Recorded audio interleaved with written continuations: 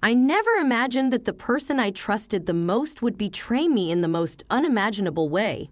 I was 32 when the truth came crashing down on me. My sister, the one I grew up with, shared secrets and dreams, had committed the ultimate betrayal.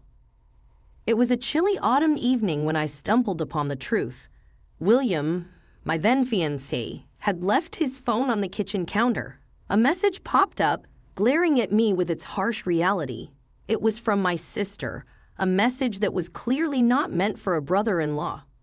My heart sank as I read the words, "I miss you, can't wait for our little family to be complete." Confronting William was a blur of tears and disbelief. Why her? Why my sister? I remember asking, my voice trembling. William couldn't meet my eyes. "It just happened. I'm sorry. I never meant to hurt you," he muttered. The apology sounded hollow, a feeble attempt to mend a wound too deep. The pain was unbearable, but what came next was even worse. It was a confrontation I had dreaded but couldn't avoid. I went to my sister's house, my mind swirling with anger and hurt. The door opened, and there she stood, her eyes betraying a flicker of guilt. "Is it true?" I asked, my voice barely a whisper. She sighed, looking down at her swollen belly. "Yes, it's true. I'm so sorry," she said, her voice laced with remorse that did little to soothe my pain. "Sorry? You destroy my life and all you can say is sorry." I couldn't contain the bitterness in my voice. She reached out, but I recoiled. "Please understand, it wasn't planned. I never meant to fall for William," she pleaded. "But you did, and now you're carrying another one, his child," I said, the reality sinking in. The conversation that followed was a blur of tears, excuses, and apologies, none of which could undo the betrayal. I left her house with a heavy heart, knowing that our relationship could never be the same again. I had lost not just my fiancé, but my sister too. In that moment, I made a decision. I would cut her out of my life completely. She had broken the sacred bond of sisterhood, and there was no turning back. The weeks following the revelation were the hardest of my life. The betrayal left a gaping hole in my heart, one that seemed impossible to heal. I was engulfed by a mixture of anger, sadness, and an overwhelming sense of loss. It wasn't just about losing William, it was the profound betrayal by my sister that cut the deepest. I remember the day I decided to cut ties. It was a decision that felt both heartbreaking and necessary. My family had gathered at our parents' house, a place that once felt like a sanctuary of warmth and love, now tainted by the betrayal. My mother approached me cautiously, her eyes filled with worry. "Honey, I know you're hurt, but she's still your sister. Maybe with time." I cut her off, the bitterness evident in my voice. "No, Mom, there's no maybe here. She's not my sister anymore, not after what she's done." My father, usually a man of few words, placed a comforting hand on my shoulder. "We understand your pain, but she's family. Family sticks together." I shook my head, tears brimming in my eyes. Family doesn't do what she did. She made her choice, and now I'm making mine. I can't. I won't have her in my life anymore. My parents exchanged a sorrowful glance, the weight of my words hanging heavily in the air. I stood up, feeling the need to assert my decision further. "I expect everyone to respect my choice. I don't want to hear about her. I don't want to see her. And I certainly don't want her to be a part of my life in any way." My mother reached out, her voice trembling. "But she's your sister." I interrupted, a firm resolve in my tone. "She was my sister. She's nothing to me now." The room fell silent, the finality of my words settling like dust.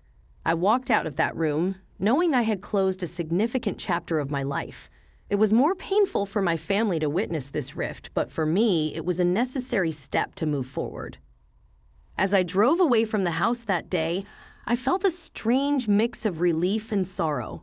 I was leaving behind a part of my life, a part of who I was, but I knew deep down it was the only way to heal, to rebuild myself from the ashes of betrayal.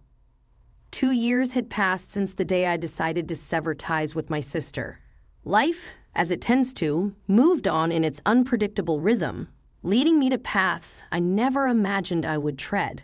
Among these was meeting James, the man who would eventually become my husband. James and I met at a mutual friend's party. I wasn't keen on attending, still nursing the wounds of my past, but something about that evening felt different. It was there, amidst laughter and casual chatter, that I saw James for the first time. He had a kind smile and eyes that seemed to understand the world in a way few did. We hit it off instantly, talking for hours. It was during one of our deep conversations that I decided to open up about my past. I had a pretty rough breakup, I started hesitatingly. My ex-fiancé and my sister, they betrayed me in the worst way possible. James listened intently, his expression one of understanding rather than pity. I know something about betrayal myself, he shared. My brother, believe it or not, had a way of getting involved with my exes. I guess some siblings just don't understand boundaries. There was comfort in finding someone who understood the pain and complexity of such betrayals. Our shared experiences drew us closer, and before we knew it, we were inseparable. Our relationship blossomed into something beautiful and solid when James proposed. Under a sky full of stars, at the very same spot where we had met, James said, "You've brought light into my life in ways you can't imagine. Will you marry me?" Tears of joy rolled down my cheeks as I nodded, whispering, "Yes, yes, 1,000 times yes." Our wedding was a small, intimate affair surrounded by those who truly mattered. As I walked down the aisle, my heart felt lighter than it had in years. The pain of the past was still there, but it was overshadowed by the hope of a new beginning. James and I soon started a family, welcoming 3 beautiful children into our lives. They were a constant source of joy and laughter, filling our home with love and warmth.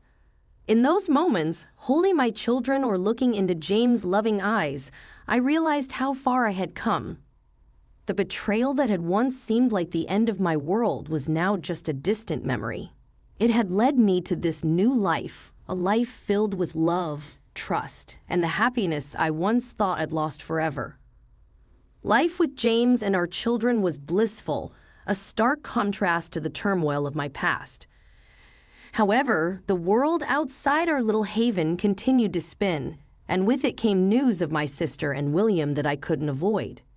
One evening, as James and I were putting the kids to bed, he mentioned, "I heard something about William today. He's had an accident at work, quite serious, I believe."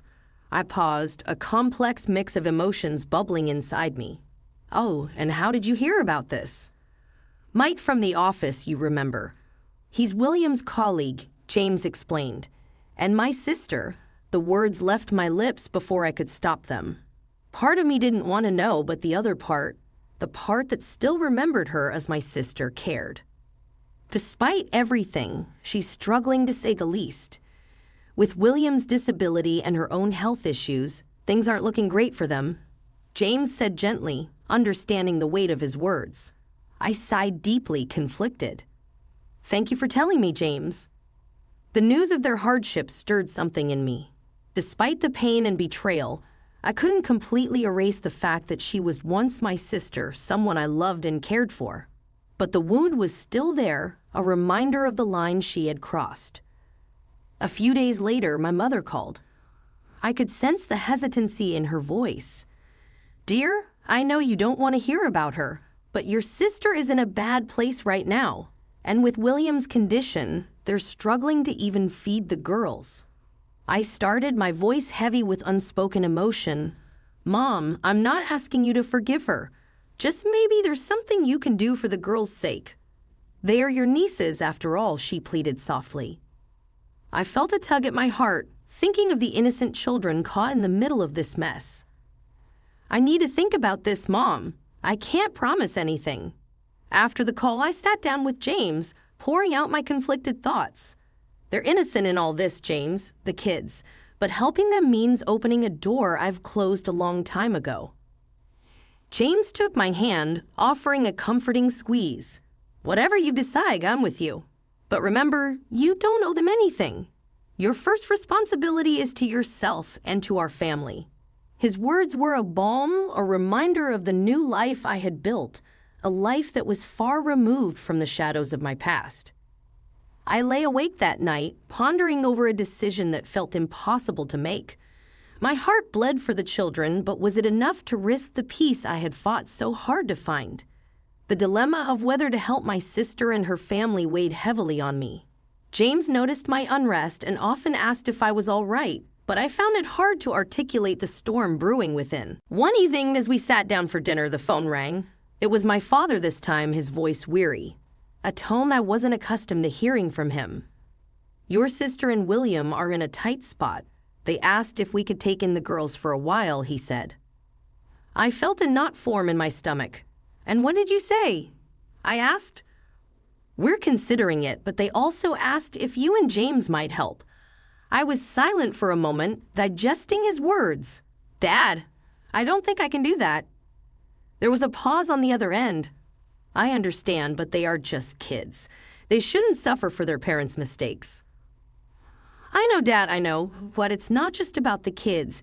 It's everything she did, everything she took from me," I replied, my voice strained with emotion. "We just thought maybe for the sake of family, Dad. Some wounds are too deep. I'm sorry." "I can't." I hung up, feeling a mix of frustration and guilt. James reached across the table, covering my hand with his. "It's okay to say no. You've been through a lot." I nodded, grateful for his support, but still tormented by the decision. A few days later, my sister reached out directly, a message appearing on my social media. Her words were desperate. "I know what happened between us, but I need you. The girls need you. We're family, after all." I stared at the screen, her words echoing in my mind. Family. That word had lost its meaning when she betrayed me. What we had as family ended a long time ago. "I'm sorry, but I can't help you." She responded quickly, a hint of bitterness in her words. "How can you be so cold? They are just kids and they have their parents and grandparents." I wrote back, my heart racing with a cocktail of emotions. The exchange left me drained. It was one thing to say no to my parents, quite another to deny my sister directly. But I knew in my heart it was the right decision. My loyalty was to the family I had built, the family that stood by me when my world fell apart. That night, as I tucked my children into bed, their innocent faces a stark contrast to the complexity of the adult world, I knew I had made the right choice. My duty was to protect them, to ensure their world remained unscathed by the shadows of my past. Despite my clear message on social media, my sister refused to take no for an answer. A few days later, she tried to contact me again, this time through a more direct approach. I was in the kitchen preparing dinner when I heard the familiar tone of an incoming video call. Hesitantly, I accepted the call, and there she was, my sister, her face worn with stress and worry. "Please, I'm begging you. We're at our wits' end here. William can barely move, and I'm struggling to keep up with everything," she pleaded, her voice cracking with desperation. I took a deep breath, trying to steady my racing heart. "I told you already, I can't help you. I'm sorry, but we're sisters," she insisted, tears welling up in her eyes.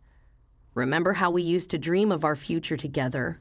How we promised to always be there for each other? That was a long time ago, before you made your choice," I said, my voice steady despite the turmoil inside me.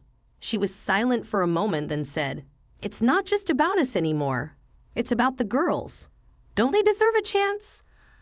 I felt a pang of sympathy, but it was quickly overshadowed by the memories of betrayal. They do deserve a chance, but not at the cost of my family's peace. "You have other people who can help." She sobbed openly now, her face a portrait of anguish. "I never meant to hurt you like this. I was just lost," I replied, my voice firmer than I felt. The call ended with her in tears and me in a state of emotional exhaustion. I turned off my phone, not wanting any more intrusions into the life I had painstakingly rebuilt. James found me sitting at the kitchen table, my head in my hands. "Are you okay?" he asked, concern etched on his face. I looked up at him, grateful for his presence. It was my sister. As we sat around the dinner table, my aunt, always wanting to speak her mind, broached the topic. I can't believe you're turning your back on your own niece and nephew. They're just children. I felt all eyes on me, the weight of their judgment heavy in the air. It's not a decision I made lightly. I started, trying to keep my voice calm. But there's a lot of history there that can't be ignored. But they are innocent in all of this, my uncle chimed in. Shouldn't they be spared from the sins of their parents? I took a sip of water, buying myself a moment to collect my thoughts. I understand that, and I sympathize with them. But being involved with my sister again, even indirectly, is something I can't handle. It's a boundary I've set for my own well-being. My mother, always the peacemaker, tried to soften the atmosphere. Let's not forget what she went through. This isn't an easy situation for anyone. The conversation shifted, but the tension lingered. Later in the kitchen, my cousin approached me. I get that you're hurt, but don't you think this grudge has gone on long enough? Your family, after all. I leaned against the counter, feeling a familiar frustration rise within me. It's not just a grudge. What she did changed everything. I've moved on, and I can't go back to that dark place again. My cousin shrugged A few days later, I found myself at my parents' house, helping my mom with some chores. She seized a quiet moment to speak her mind. You know, your sister called me crying the other day, she said, her voice tinged with concern. I paused, the dishcloth in my hand momentarily still. Mom, she's really struggling, and those kids... My mom's voice trailed off, laden with unspoken pleas. I took a deep breath, steeling myself. I know it's hard, Mom, but I have to think about my mental health too. Being around her, even indirectly, would bring back a lot of pain. My mom reached out, touching my hand gently.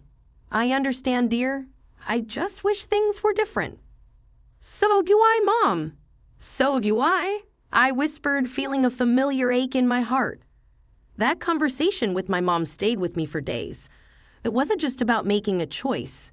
It was about standing by it, even when it was questioned by those closest to me. One evening, while putting the kids to bed, my eldest asked, Mommy, why don't we ever see Auntie? Her question caught me off guard.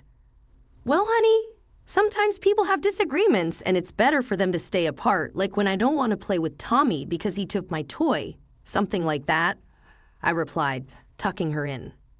Lying in bed later that night, I thought about my daughter's innocent question.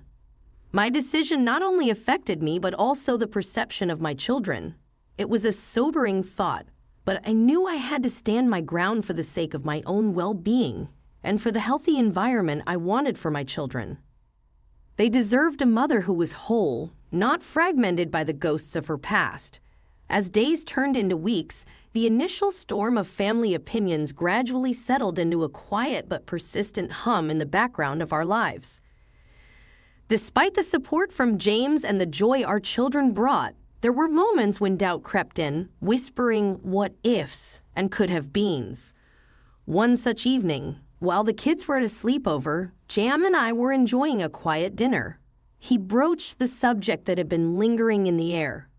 You've been distant lately. Is it about your sister again? He asked, his eyes reflecting a mix of concern and understanding. I put down my fork, the truth spilling out. Part of me wonders if I'm being too harsh, but then I remember the pain, the betrayal, and I just can't bring myself to face her, not even for the sake of her kids.